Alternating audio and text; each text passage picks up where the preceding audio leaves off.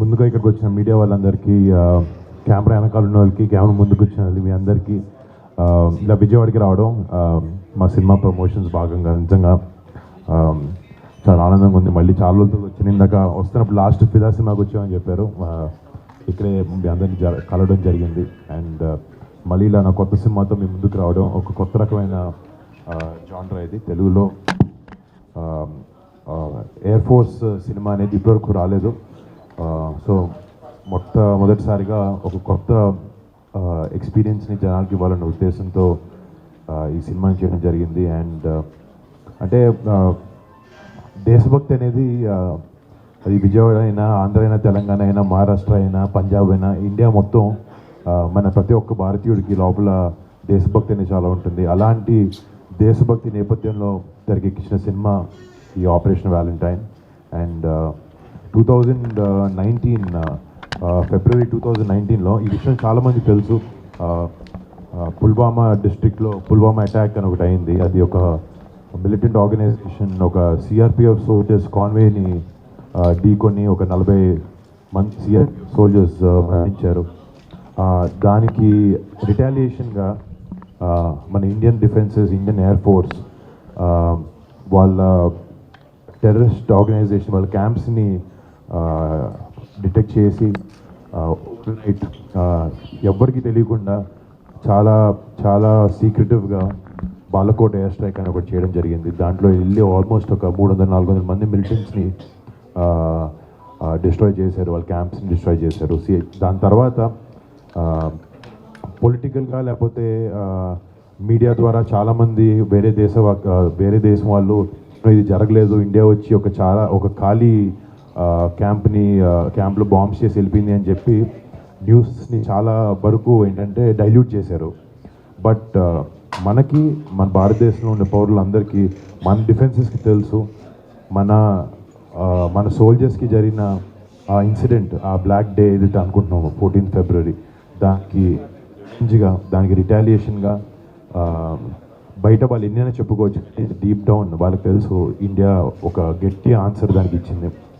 కానీ general citizens లాగా మనందరికీ మీలాంటి న్యూస్లో పనిచేసే వాళ్ళు, మీడియా హౌసెస్ అందరూ చాలా వరకు ఇన్ఫర్మేషన్ని జనాలకి తీసుకురావడానికి ట్రై చేశారు, చెప్పారు.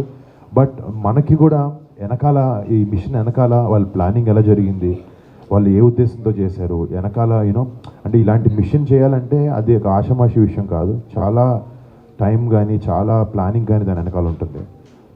సో ఆ బ్యాక్ డోర్ ఏవైతే ప్లానింగ్ జరిగిందో, ఏవైతే వాళ్ళు ఈ మిషన్ ప్లానింగ్ అంతా జరిగిందో, ఇదంతా చాలా డీటెయిల్డ్గా జనాలకి చూపిస్తే మన సోల్జర్స్ మీద, మన ఎయిర్ ఫోర్స్ పైలట్స్ మీద మనందరికీ రెస్పెక్ట్ ఉంది వాళ్ళ మీద ఎప్పుడు. బట్ ఇలాంటి వాళ్ళు చేసిన ఒక కరేజియస్ మిషన్ గురించి వెనకాల ఎలా జరిగిందనే జనాలకి చూపిస్తే వాళ్ళకి తెలియడం కూడా చాలా ఇంపార్టెంట్ అనిపించి ఒక చిన్న ప్రయత్నమే మా ఈ సినిమా. దీని మీద ఆధారంగా తీసుకుని ఆబ్వియస్లీ కొంచెం ఫిక్షనలైజ్ చేసి కొన్ని క్యారెక్టరైజేషన్స్ రాసి చేయడం జరిగింది.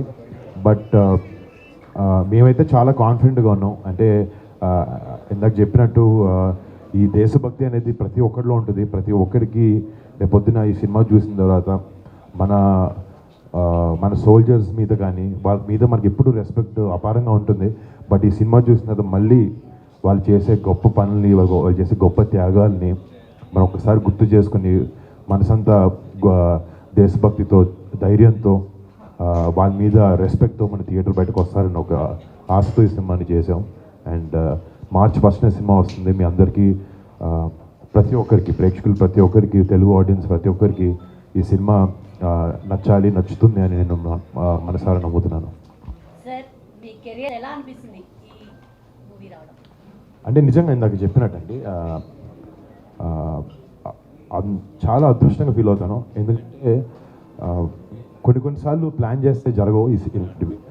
ఇప్పుడు ప్రేమ కథలు లేకపోతే కమర్షియల్ సినిమాలు, మంచి ఫైట్లు ఉన్నవి అప్పుడప్పుడు అందరు హీరోలు చేస్తూ ఉంటారు. నేను కూడా చేశాను అలాంటివి. ఇప్పుడు F2 లాంటి సినిమాలు కానీ, ఫిదా లాంటివి, తొలి ప్రేమ కానీ, కథలు. కంచి తర్వాత నాకు అంటే ఒక యాక్టర్గా అన్నీ ప్రయత్నించాలి, అన్నీ ట్రై చేయాలని ఒక ఆశ, ప్యాషన్ నాకు ఉంది. కానీ కొన్నిసార్లు ఇలాంటి నిజం కథలని జనాలకి చెప్పడం చాలా ఇంపార్టెంట్ అని నేను నమ్ముతాను.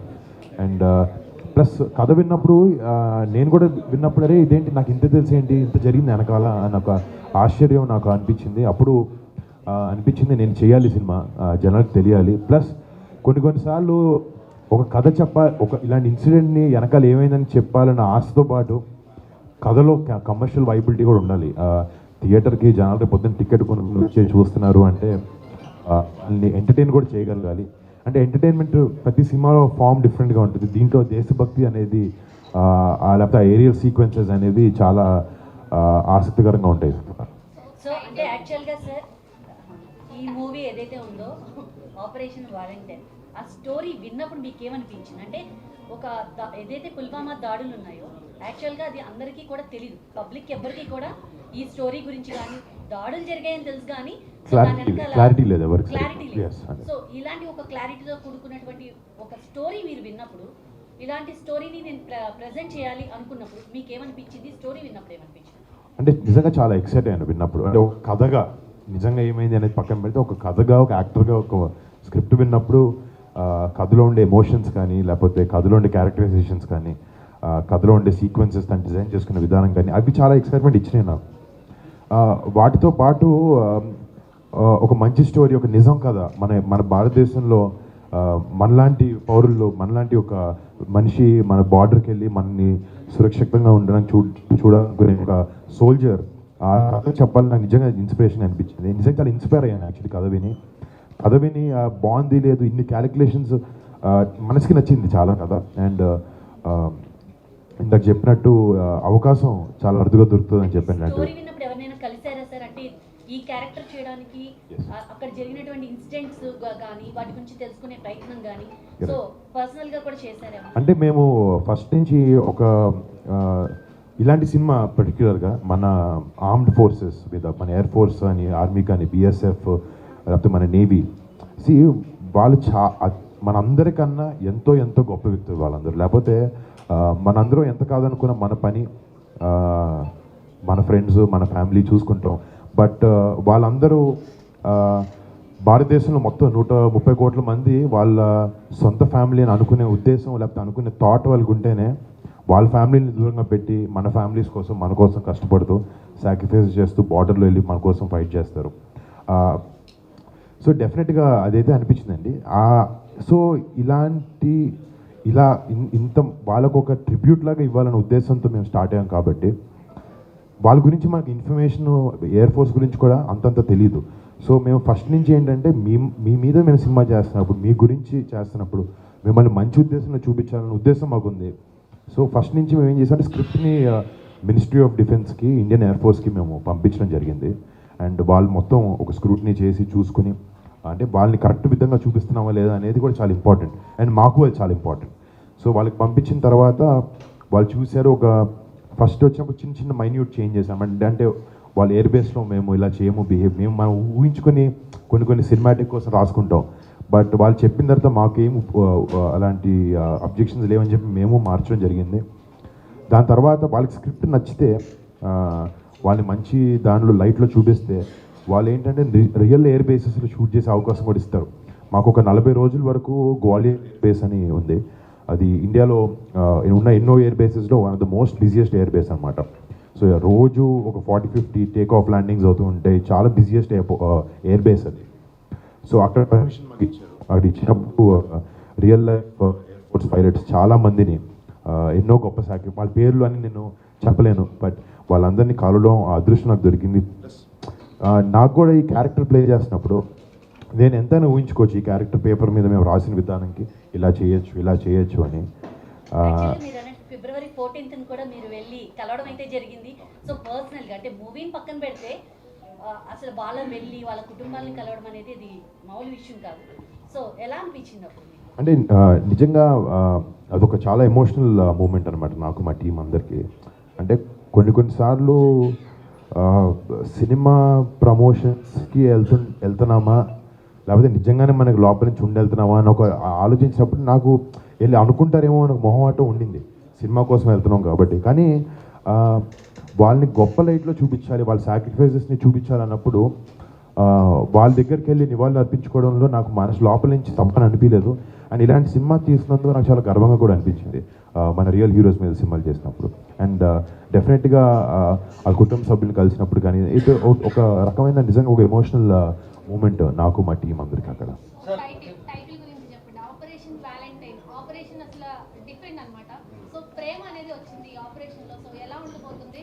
అండ్ శక్తి గారు ఇంతకుముందు పలాస చేశారు. సో డిఫరెంట్ యాంగిల్ తో వస్తున్నారు. మీరు అన్న అడగండి, ఒక్కొక్కటి అడగండి అంటే మర్చిపోతాను కూడా.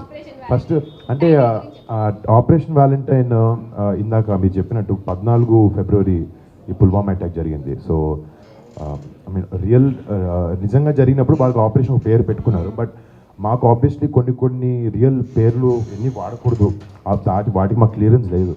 బట్ ఆ ఇన్సిడెంట్ ఏదైతే జరిగిందో 14 ఫిబ్రవరి అది వ్యాలంటైన్స్ డే అవ్వడం, ఆ రోజు మనందరం ప్రపంచం దేశం మొత్తం వ్యాలంటైన్స్ డే అంటే గర్ల్ ఫ్రెండ్ లేకపోతే అలా జోన్లో సెలబ్రేట్ చేసుకుంటూ ఉంటాం.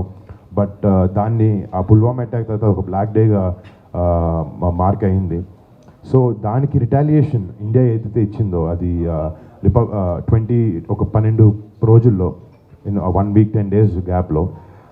సో బేసిక్లీ ఈ ఆపరేషన్ అది ఏంటంటే మనం ఆ మిలిటెంట్ ఆర్గనైజేషన్స్కి ఇచ్చే వ్యాలంటైన్ డే రిటర్న్ గిఫ్ట్ అనమాట సినిమాలో. సో అందుకు ఆపరేషన్ వ్యాలంటైన్ అని పేరు పెట్టడం జరిగిందండి. సినిమాలో మీరు కాస్ట్ సిస్టమ్ గురించి ఒక పెద్ద డైలాగ్ అది అందరినీ చాలా ఆకట్టుకున్నారు. అలాంటి డైలాగ్స్ అని జనాల్ని ఆకట్టుకునే విధంగా డైలాగ్స్ వాళ్ళకి రీచ్ అయ్యే విధంగా మెసేజ్ లాంటిది ఏమైనా ఉంటుంది మన డైలాగ్? అంటే సోల్జర్స్ చేసే హీరోయిక్స్ కానీ వాళ్ళు చేసే పనులు కానీ వాళ్ళ సాక్రిఫైజెస్ కానీ వాళ్ళ ఫ్యామిలీని వదులుకుని అంటే కొన్నిసార్లు నోరు తెరిచి డైలాగ్స్ 100% చాలా మంచిగా ఉన్నాయి సినిమాలో. బట్ నేను అంటున్నాను ఇలాంటి స్టోరీలు చేసినప్పుడు ఇలాంటి స్టోరీలో వాళ్ళు చేసే ప్రతిదీ ఇన్స్పిరేషన్గా ఉంటుంది. ప్రతి దాంతో చాలా కన్వే చేయాలనుకుంటాం. వాళ్ళు ఎలా బిహేవ్ చేస్తారు, ఇందాక చెప్పినట్టు వాళ్ళ ఫ్యామిలీస్ని పక్కన పెట్టి మన ఫ్యామిలీస్ కోసం ఫైట్ చేస్తుంటారు. వీటన్నిటి నుంచి మనం ఎంతో నేర్చుకోవచ్చు. నేను కలిసినప్పుడు వాళ్ళ స్టోరీస్ విన్నప్పుడు చాలా ఇన్స్పైర్ అయ్యాను అలాంటి విధంగా. అండ్ సినిమా చూసినప్పుడు కూడా రేపు పొద్దున అంటే మా జనరేషన్ కాదు, ఇంకా చిన్నపిల్లలు ఇంకా యంగ్స్టర్స్ ఉన్నారు, వాళ్ళందరికీ యూనో అలాంటి కరేజెస్ టేల్స్ చూసినప్పుడు లైఫ్లో ఏదైనా అకంప్లిష్ చేయొచ్చు అని ఒక కాన్ఫిడెన్స్ వస్తుంది అని అనుకుంటున్నాం. ఐ థింక్ సినిమా ద్వారా ఆబ్వియస్లీ సోల్జర్స్ వాళ్ళ లైఫ్ స్టైల్ వాళ్ళ లైఫ్ స్టోరీస్ చూపించాలని ఉద్దేశం ఉన్నా కూడా ఇలాంటి కరేజెస్ టేల్స్ చూపించినప్పుడు యంగర్ జనరేషన్స్కి కొన్నిసార్లు ఇలాంటి సినిమాలు కూడా చాలా ఇంపార్టెంట్ అనిపిస్తుంది నాకు. సో పవన్ కళ్యాణ్ గారితో మీ కాంబినేషన్ ఆడియన్స్ ఎదురు చూస్తున్నారు. అంటే సాయి తరుణ్ తేజ్ ఆల్రెడీ చేశారు. సో మీ కాంబినేషన్ వస్తే బాగుంటుందని మీ ఫ్యాన్స్ అటు పవన్ కళ్యాణ్ ఫ్యాన్స్ ఎదురు చూస్తున్నారు. వాళ్ళకి ఎప్పుడైనా న్యూస్ చెప్పబోతున్నారా? అంటే ఏది లేదండి. బట్ నాకు కూడా చాలా ఇంట్రెస్ట్ ఉంది ఆ విషయం చేయాలని. బట్ ప్రస్తుతానికైతే ఏది ఎవరి కథ చెప్పడం జరగలేదు. బట్ తేజ్ చేసేటది అది బాగా ఆడింది and we are very happy for that.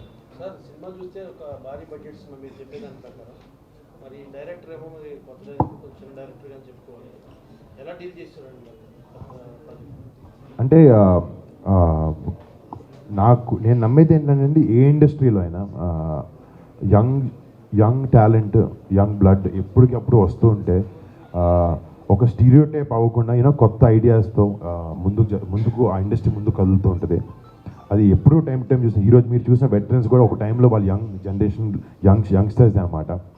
కానీ ఒక డైరెక్టర్ని కలిసినప్పుడు కొత్త డైరెక్టర్ని కలిసినప్పుడు కథ ఎంత బాగా రాశాడు ఇవన్నీ పక్కన పెడితే తనకు ఒక ప్యాషన్ ఉంటుంది, డైరెక్షన్ మీద ప్యాషన్ ఉంటుంది. చాలా వరకు ఏంటంటే నేను డైరెక్టర్ని అవ్వాలి అని ఒక ప్యాషన్ చాలా ఎక్కువ ఉంటుంది. బట్ ఈ డైరెక్టర్ని కలిసినప్పుడు అబ్బాయి తెలుగు అబ్బాయి కూడా కాదనమాట, అబ్బాయి రాజస్థాన్ నుంచి. తన దగ్గరికి వచ్చి కథ చెప్పినప్పుడు సరే డైరెక్షన్ అవకాశం కోసం మాట్లాడుతున్నాడా లేకపోతే తనకి నిజంగా ఈ ఎయిర్ ఫోర్స్ కథ చెప్పాలనుందా అని ఆలోచించినప్పుడు తన కళ్ళల్లో కనబడింది, తన మాటల్లో అర్థమైంది నాకు. తను ఎయిర్ ఫోర్స్కి చిన్నప్పటి నుంచి మన డిఫెన్సెస్కి చాలా పెద్ద అభిమాని తను. అండ్ వాళ్ళ కథలు చెప్పాలి, వాళ్ళ నిజం స్టోరీస్ చెప్పాలి అన్న ఉద్దేశంతో తను ఆ ప్యాషన్తో తను పనిచేసాడు, ప్యాషన్తో రాశాడు. ప్లస్ తను నాతో పనిచేయక ముందు కూడా నా కథ చెప్పక ముందు కూడా తను ఎయిర్ ఫోర్స్తో కానీ ఆర్మీతో కానీ వాళ్ళకి షార్ట్ ఫిల్మ్స్ అన్ని షూట్ చేస్తుంటారు. ప్లస్ తను విఎఫ్ఎక్స్ సూపర్వైజర్ కూడా పనిచేశాడు. అంటే తను ఒకే క్రాఫ్ట్ కాకుండా అన్ని క్రాఫ్ట్స్లో తనకి బాగా హోల్డ్ ఉందని తను కలిసినప్పుడు జరిగింది. ప్లస్ తను ఏంటంటే రాకముందే తనకి ఎయిర్ ఫోర్స్ మీద ఉండే ప్యాషన్తో ఎండ్ రన్ అని చెప్పి ఒక 10-minute షార్ట్ ఫిల్మ్ ఒకటి తీసి అంటే ఇలాంటి మూవీస్ ఎక్కువ బాలీవుడ్ ప్రేక్షకులు యాక్సెప్ట్ చేస్తారు. మన టాలీవుడ్ వచ్చేసరికి ప్రేమ 4 పాటలు 4 అంటే ఇలాంటి మూవీస్ యాక్సెప్ట్ చేసే అవకాశం ఉందా? అంటే మీరు చేశారు కానీ మీ జనరల్గా మీరు కూడా చాలా సినిమాలు చూసి ఉంటారు. మీకు నేను అనేది ఏంటంటే సినిమాని కరెక్ట్ విధంగా చూపిస్తే, కరెక్ట్ ఎమోషన్స్ పెడితే 100% ఏ ఆడియన్స్కైనా అది మనసుకు దగ్గర అవుతుంది సినిమా. బట్ అంటే ఏ సినిమా అయినా అండి, ఏ నేపథ్యం అయినా తీసుకొని, ఏ బ్యాక్డ్రాప్ అయినా తీసుకొని, ఎమోషన్ స్ట్రాంగ్గా ఉంటే అది ఏ లాంగ్వేజ్ అయినా, మీకు రేపు పొద్దున ఒక హిందీ సినిమా చూపించినప్పుడు మీకు హిందీలో అన్ని పదాలు అర్థం కాకపోయినా, ఒక మలయాళం సినిమా చూసినప్పుడైనా ఎమోషన్ కంటెంట్ బాగుంటే మీకు డెఫినెట్గా మీరు ఆకట్టుకుంటుంది. ఈ సినిమా ఇంతకుముందు ఎందుకు ఎవరు ట్రై చేయలేదో నాకు తెలీదు. బట్ ఒక యాక్టర్గా నాకు మంచి కంటెంట్తో రావాలి, వస్తే జనాలు ఆదరిస్తారనే ఒక ధైర్యం, కాన్ఫిడెన్స్ నాకు ఎప్పుడు ఉంది. ఎందుకంటే ఇప్పుడు 2015లో కంచే లాంటి సినిమా నిజంగా ఒక ఎక్స్పెరిమెంటల్ ఫిల్మ్ ఆ టైంలో. అలాంటి స్క్రీన్ ప్లే కానీ, అలాంటి క్యారెక్టరైజేషన్స్ కానీ, వెళ్ళి వార్ సినిమా కానీ అలాంటి. బట్ ఇప్పుడు చూస్తే మీరు జనాలు సినిమా చూసే విధానం కానీ అన్నీ చాలా వరకు మారుతూ ఉన్నాయి అండ్ ఇంట్రెస్ట్ డిఫరెన్స్ వస్తూ ఉన్నాయి. ఇప్పుడు ఏంటంటే వైడ్ యాక్సెప్టెన్స్ వచ్చింది జనాలకి. బట్ అల్టిమేట్గా అది ఓ 20-30 ఏళ్ళ క్రితంకి వెళ్ళినా, లేకపోతే ఇంకో 10 ఏళ్ళ తర్వాత అయినా కూడా ఎమోషన్ అనేది సినిమాలో గట్టిగా ఉంటే, బలంగా ఉంటే ఏ సినిమా అయినా జనాలు ఆకట్టుకోగలుగుతుంది. అండ్ అలాంటిది ఈ సినిమాలో టన్నుల్లో ఉంది ఎమోషన్. అది రేపొద్దున అందరికీ డెఫినెట్గా కనెక్ట్ అవుతుందని అనుకుంటున్నాను. మీరు చెప్పండి. ఓటీటీ కోసం ఏమైనా వెబ్ సిరీస్ ప్లాన్ చేస్తున్నారు? అంటే ఇంకా అందరూ వచ్చేసారు ఆల్రెడీ ఓటీటీలో. అవునండి. అంటే ప్లానింగ్ అదే ఇందాక చెప్తాను కదండి, ఇండస్ట్రీలో లేకపోతే ప్లాన్ బట్టి ఏది జరగదు. సిచ్యువేషన్ బట్టి ఏదన్నా నిజంగా రావాల్సిన టైంకి మంచి కథ వస్తే అది ఓటీటీ అయినా, ఏ స్పేస్ అయినా. ఇప్పటివరకు ఎవరు అప్రోచ్ అవ్వలేదా ఓటీటీ? అవ్వలేదు. ఆ డిస్కషన్ జరిగినాయి కానీ అంత నచ్చినవి రాలేదు. సో చేస్తే కూడా మంచి ఇంపాక్ట్ఫుల్. మల్టీ స్టార్ నేను మల్టీ స్టార్ మీరు అడిగితే నేను చేశాను కదండి, గట్టిగా 2 చేశాను కదా. నేను 12 సినిమాలు చేసి అంత 2 చేశాను. బట్ అదే ఎగ్జాక్ట్లీ ఇప్పుడు మల్టీ స్టారర్స్కైనా, ఓటీటీస్కైనా మీరు ఇందాక ఎవరైనా పర్టికులర్ యాక్టర్తో సినిమా, అది బాబాయ్ గారితో అన్నారు, లావణ్య గారితో. దీని వెనకాల కథే ముఖ్యం. అదే కథే ఇప్పుడు ఒక స్క్రిప్ట్ వెనకాల మీ పేరు రాస్తుంటుంది అంటారు. రేపు పొద్దున అలా రాసిన మన దగ్గర రావాలి, త్వరగా స్క్రిప్ట్ రావాలని కోరుకుంటున్నాను. సింగిల్ నుంచి మింగిల్ అయిపోయారు. సో దానికి దీనికి ఎలా అనిపిస్తుంది? అంటే బ్యాలెన్స్ చేస్తున్నారు. అంటే ఒక డిఫరెన్స్ ఏం పెద్ద ఏం లేదు. ఎందుకంటే మేము బాగా ఒక 5-6 ఏళ్ళ నుంచి మాకు ఇద్దరికి పరిచయం ఉంది కాబట్టి పెద్ద డిఫరెన్స్ లేదు. ఇద్దరు ఫ్రెండ్స్లో ఉన్నాం, ఇప్పుడు ఒకే ఇంట్లో ఉంటున్నాం అంతే. థ్యాంక్ యూ అందరికీ.